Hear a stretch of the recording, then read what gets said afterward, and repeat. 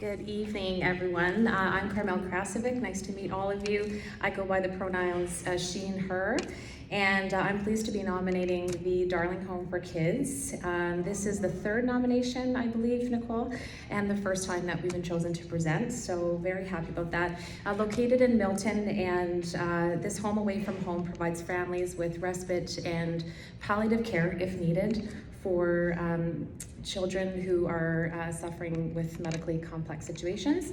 And I'm here tonight with Nicole Walker. She's the community events and sponsorship lead for the organization. She's going to share with us a little bit about their history, their present day needs for funding, and why this organization is an amazing candidate for your vote tonight.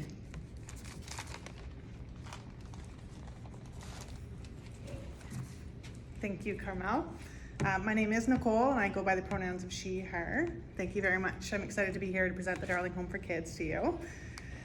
We are set on 77 acres in the woodlands up in Milton. As Carmel mentioned, we do provide respite, residential, and palliative hospice care for medically complex children. And we are the only organization in Ontario to provide a continuum of services for families raising a medically complex child. For our families, our respite program is a necessity. Children stay with us for a day, a weekend, or a week, while caregivers get a chance to have a break, a rest, recharge, or take care of their other children. Our residential program offers extended care to children who require more support than is available to them in their home. In partnership with our other agencies, children live at our home full-time and receive comprehensive care. We also know that unfortunately some children leave the world far too soon. In those circumstances, we do everything we can in our hospice palliative care program to fill their final days with peace, comfort, and quality time with those that love them. We offer numerous therapeutic programs designed to meet the physical, developmental, psychological, and spiritual needs of the children we service, including hydrotherapy, music, pet, recreation, and multisensory snoozling therapies. Our family support programs offer specialized services with our in-house social worker to support the mental health and well-being of the entire family unit. From support groups such as Parents and Siblings Connect to inclusive family events, our home provides comprehensive and holistic care to all members of the family. As the population of medically complex children rises in the province year over year, so does the demand for our services. The incredible advances in our ability to extend and improve the lives of children with complex medical needs, have not been met with the same advances in our capacity to provide services to these families. Caregivers are paying the price. The extraordinary level of time, energy, and finances needed to care for a child with complex medical needs is unmatched by community support and resources. There are many stats and figures which share the importance of our home, but I'd like to share more about the children we support.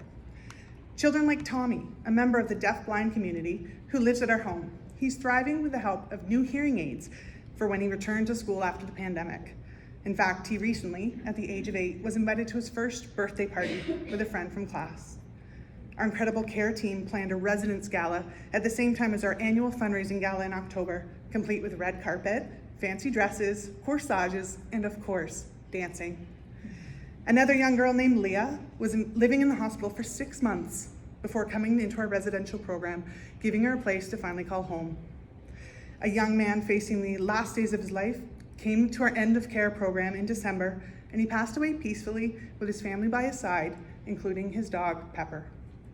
And a new client who joined us in January for emergency respite so his mother could travel overseas to bring home his big sister.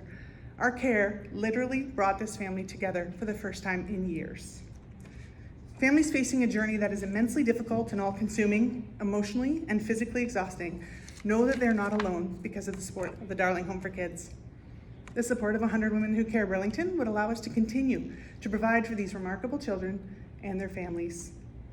Our annual operating budget exceeds $3 million. While we do receive support from our government partnerships, it only covers about 55% of what is required to keep our doors open and our programs in operation.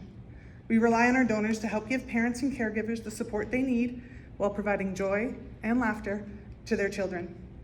The Darling Home for Kids provides an inclusive opportunity that our children cannot experience anywhere else. Thank you for your time this evening.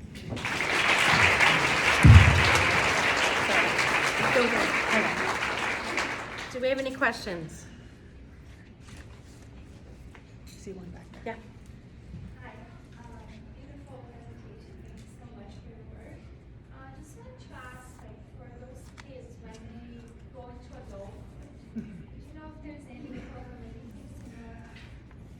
That's a great question. That is something that our social worker works with our clients to move through to the next stage.